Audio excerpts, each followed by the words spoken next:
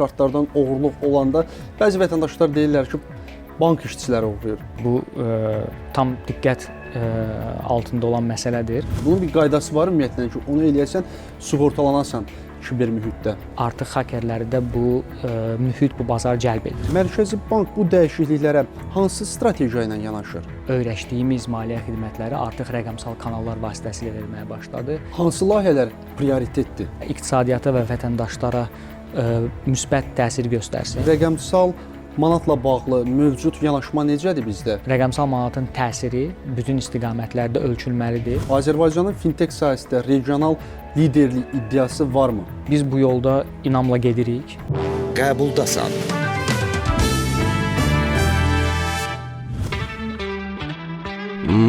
Deyirsiz kalsiyum qəbuluna başlayar. Kalsiyum D3 nikometlə istifadə edə bilərsiniz. Çünki onun tərkibində kalsiyumun orqanizm tərəfindən daha yaxşı mənimsənilməsinə kömək edən D vitamini var. Kalsiyum D3 nikomet böyüklərdə və uşaqlarda D3 vitamini və kalsiyum çatışmazlığının qarşısını alır və müalicə edir.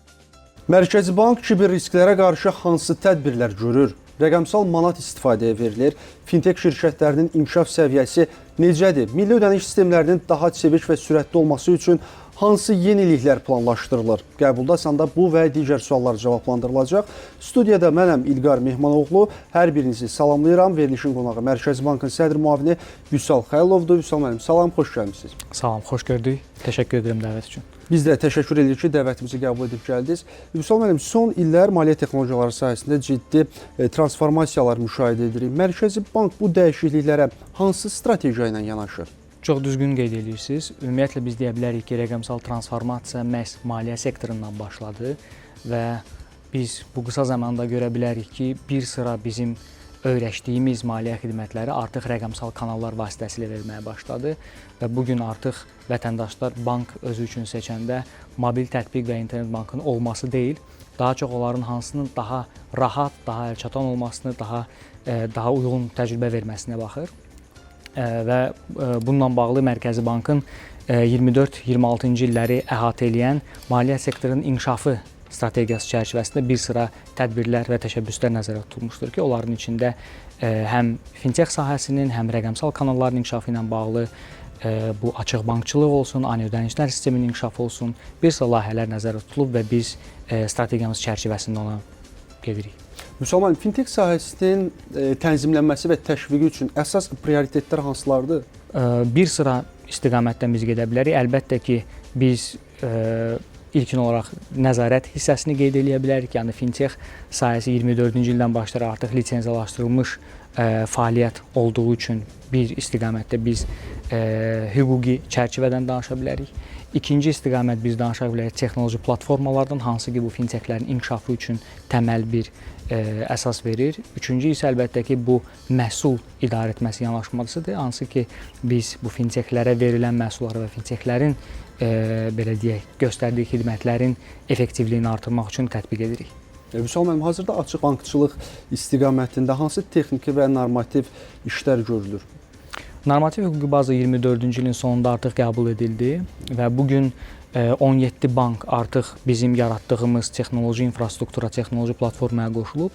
2 bank isə artıq o məlumatların istifadəsini öz müştərilərinə verib və biz deyə bilərik ki, artıq açıq bankçılıqda kifayət qədər irəliləyiş əldə etmişik. Açıq bankçılıq ümumiyyətlə vətəndaşlara imkan verir ki, onlar öz məlumatlarını daha çevik, daha nəzarət altında saxlaya bilirlər, idarə edə bilirlər. Və sözsüz ki, bu fintech sahəsində çox böyük bir sıçrayış verə biləcək bir platformadır, bir yanaşmadır və biz böyük ehtimalla çox yeni məhsulların qısa zamanda bazara təqdim olunmasını gözləyirik. Açıq bankçılığın özünü iki istiqamətə bölmək olar. Hesablar və tranzaksiyalar üzrə məlumatın paylaşılması və ödənişlərin həyata keçirilməsi. İlk hissədə artıq dediyim kimi istifadəçilər onu görə bilər. QR kodla ödəniş mexanizmləri sürətlə yayılır. Mərkəzi Bank bu hansı standartlaşdırma və nəzarət mexanizmlərini tətbiq eləyir? Ümumiyyətlə, ölkə başçısının 22-ci ildə təsdiqlədiyi 22-26-cı illəri əhatə edən sosial-iqtisadi inkişaf strategiyasında nağdsız ödənişlərin təşviqi ilə bağlı bir sıra tədbirlər nəzərdə tutulmuşdu. Hesab edirəm ki, kifayət qədər böyük bir yol biz qət etdik nağdsız ödənişlərdə. Ancaq növbəti sıçrayışı əldə etmək üçün, növbəti üfüqlərə çatmaq üçün artıq yeni texnoloji həllərə ehtiyac var və QR ödənişləri bu məhz həllərdən biri ola bilər. Hal-hazırda bir sıra istiqamətdə işlər gedir. Ən vacibi bu ASQR standartının tətbiq olunmasıdır. Hansı ki, beynəlxalq standartlar əsasında qurulmuş bir standartdır və bu standartın tətbiq olunması imkan yaradacaq ki, artıq maliyyə institutları bir-birində olan QR-ların ödənişini həyata keçirə biləcəklər. Interoperability dediyimiz yanaşmanı tətbiq edəcəklər. Bu vətəndaşlara da çox böyük rahatlıq verəcək və bir sıra istiqamətlərdə onun tətbiqi ölkəmiz üçün və iqtisadiyyatımız üçün faydalar gətirəcək. Məsələn, biz götürsək regionları və bir sıra subyektləri hardakı post terminal quraşdırılması çətindir və bu hissələrdə məsələn statik QR qoyulması çox böyük bir fayda verəcək bu nağdsız ödənişlərə keçirilməsi. Digər istiqamətdən bunun həm ödənişlərin xərci azalması, çünki artıq burada bütün ödənişlər ölkə daxili ani ödənişlər sistemi üzərindən keçəcək, xərclər azalacaq və əlbəttə ki, bunun həm vergilər prizmasından böyük faydası var. Həmçinin həm maliyyə institutları qeyd etdiyim kimi və ən əsası sahibkarlara faydası var ki, onların verdiyi xərc nağdsız ödənişə görə azalması nəzərdə tutulur. Vüsal müəllim, hazırda ölkəmizdə fəaliyyət göstərən fintech şirkətlərinin sayı nə qədərdir və onların fəaliyyətini necə qiymətləndirirsiniz? İnkişaf səviyyəsi necədir onların? Hal-hazırda 17 elektron pul, 9 ödəniş təşkilatı və 2 operator fəaliyyət göstərir. Bu təşkilatlarda biz ən planlaşdırılmış, həm hər hansısa bir hadisə əsasında yoxlamalar aparırıq və deyə bilərik ki, bizim vəziyyət kifayət qədər yaxşıdır. Hansı ki, həm bunun qanunvericilik tələbindən, həm texnoloji hazırlıq baxımından, çünki lisenziyadan öncə həm daxili proseslər üzrə, həmçinin kiber təhlükəsizlik və informasiya təhlükəsizliyi yoxlamalardan keçir bu təşkilatlar.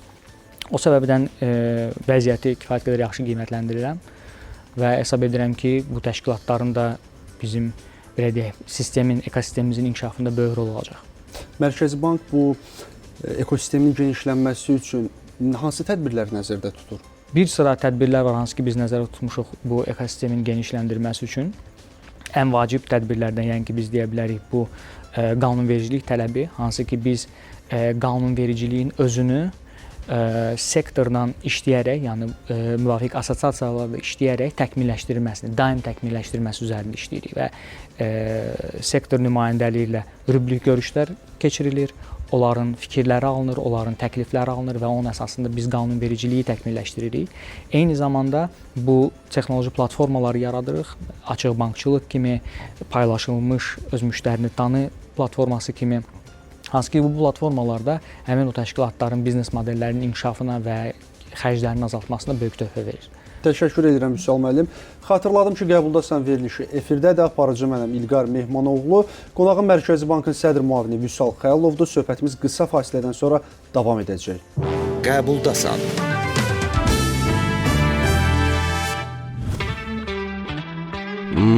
Deyirsiz kalsium qəbuluna başlayaq? Kalsium D3 Nikametlə istifadə edə bilərsiniz. Çünki onun tərkibində kalsiumun orqanizm tərəfindən daha yaxşı mənimsənilməsinə kömək edən D vitamini var. Kalsium D3 Nikamet böyüklərdə və uşaqlarda D3 vitamini və kalsium çatışmazlığının qarşısını alır və müalicə edir.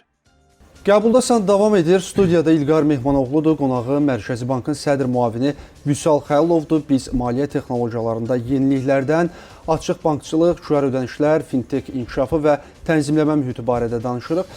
Vüsal müəllim, xüsusi tənzimləmə rejimi artıq bir neçə ölkədə tətbiq olunub. Azərbaycanda tətbiqi sizcə necə olacaq? Artıq xüsusi tənzimləmə rejimi tətbiq olunub və 36 layihə qəbul olunub. 2 dalğa əsasında. Hal-hazırda biz xüsusi tənzimləmə rejiminin qaydalarını dəyişməkdəyik ki, artıq dalğa əsasında deyil, istənilən zaman təşkilatlar müraciət edə bilsinlər. Ümumiyyətlə, xüsusi tənzimləmə rejimi imkan verir ki, hər hansısa bir layihə, hər hansısa bir məhsul hal-hazırda o regulasiya yoxdursa və ya hər hansısa bir qaydaya görə onun istifadəsi mümkün deyilsə, Mərkəzi Bank nəzarəti altında bəlli bir limitlər çərçivəsində onu test etməyə imkan verir və bu baxımdan riskləri gözləyərək innovativ yanaşmanın tətbiqinə imkan verir. Bəs fintech startapları bu platformadan necə istifadə edə biləcəklər? Fintech startapları məhz onları digər maliyyə institutlarından ayıran odur ki, çeviklik Yəni təşkilatlar kifayət qədər kiçik olduqları üçün daha sürətlə həllər yarada bilirlər və onlar trendlərə daha tez adaptasiya edə bilirlər. Və bu trendlər də bildiyimiz kimi çox sürətlə inkişaf edir. Ona görə artıq bir çox fintechlər var ki, müraciət edib, bəzilərinin hətta layihələri biz uzatmışıq növbəti dövrə. Orada kifayət qədər artıq uğurlu layihələr hesab edirik ki, çıxır. Hansı layihələr prioritetdir? Mərkəzi Bank üçün əsas prioritet odur ki, bu layihələr Mərkəzi Bankın mandatı çərçivəsində olsun və iqtisadiyyata və vətəndaşlara müsbət təsir göstərsin. Bazar tərəfdən bizim gördüyümüz odur ki, bir çox məhsullar var, kripto sahəsindən gəlir və digər sahələrdən də müraciətlər var. Olsun İslam bankçılığı, olsun sadə belə deyim sığorta sektorundan olan layihələr var, hansı ki qəbul olunur. İstənilən qanunvericilikdə olan çətinliyi biznes subyektləri görəndə və ona aid bir təkliflər olanda onlar Sandbox-a müraciət edə bilər. Vüsal müəllim, rəqəmsal ödənişlər, rəqəmsal maliyyə xidmətləri daha doğrusu artdıqca kiber risklər də artır da. Mərkəzi Bank bu risklərin idarə edilməsi olsun və istifadəçi məlumatların qorunması olsun. Bu istiqamətdə hansı işlər görür? Ümumiyyətlə informasiya təhlükəsizliyi və kiber təhlükəsizliyi Mərkəzi Bankın əsas prioritetlərindəndir. Bununla bağlı apreldə bizim yeni tələblər qüvvəyə mindi və bu maliyyə institutlarının öz daxillərində bir sıra istiqamətdə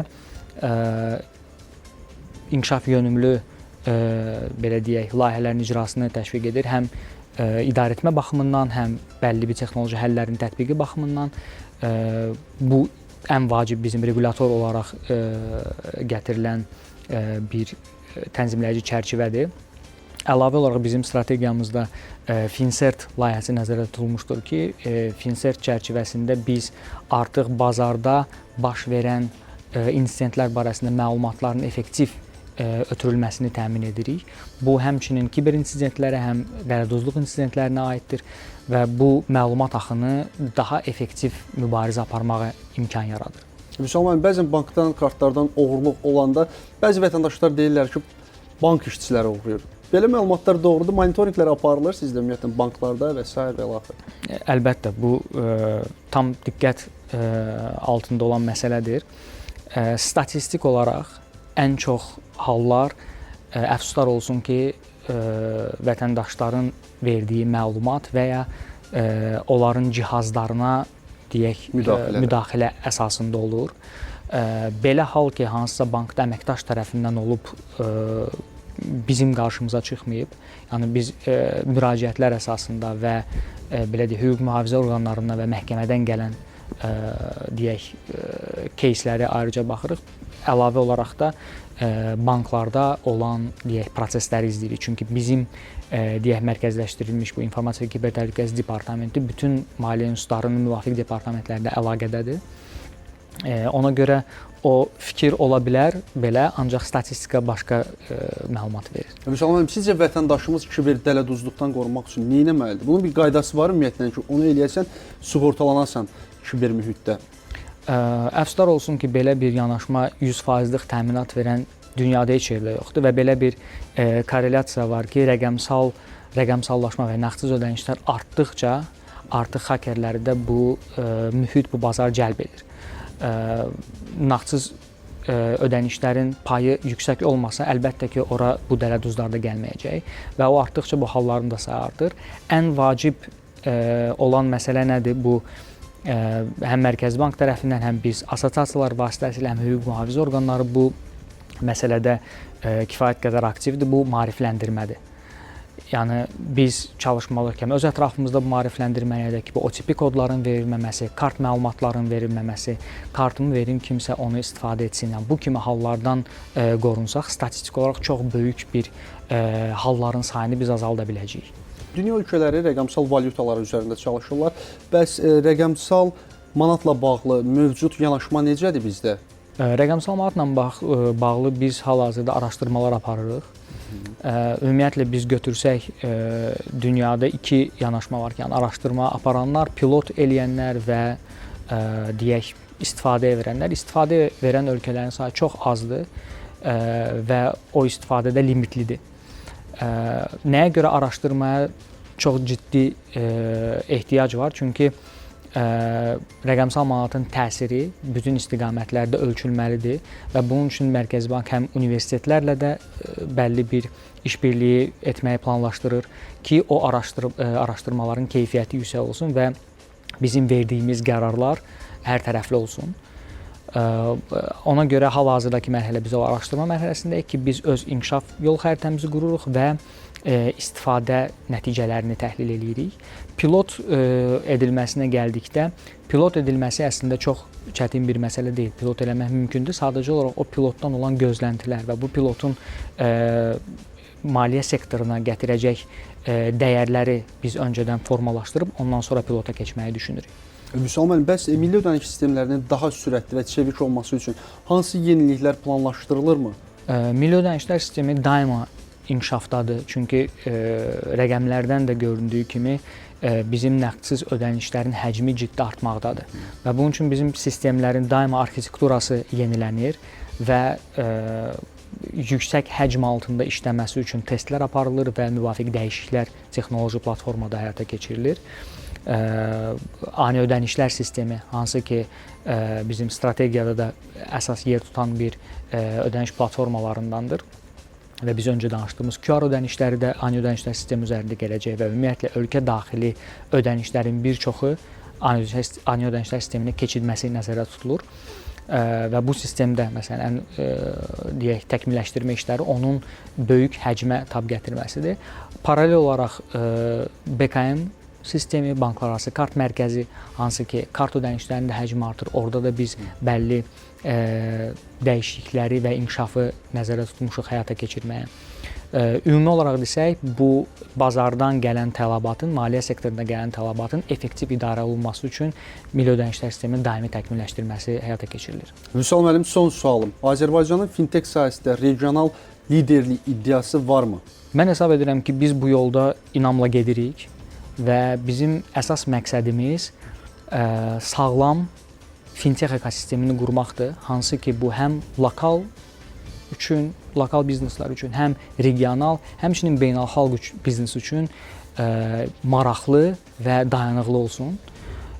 Bu səbəbdən də bizim həyata keçirdiyimiz layihələr olsun, açıq bankçılıq olsun, paylaşılmış öz müştərini tanı və ya xüsusi tənzimləmə rejimi kimi layihələr və platformalarda hesab edirəm ki, bizə bu yolda dəstək olur.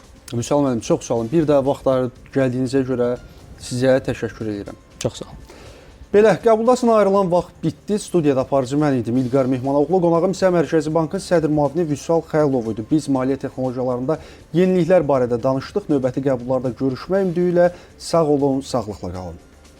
Qəbuldasan.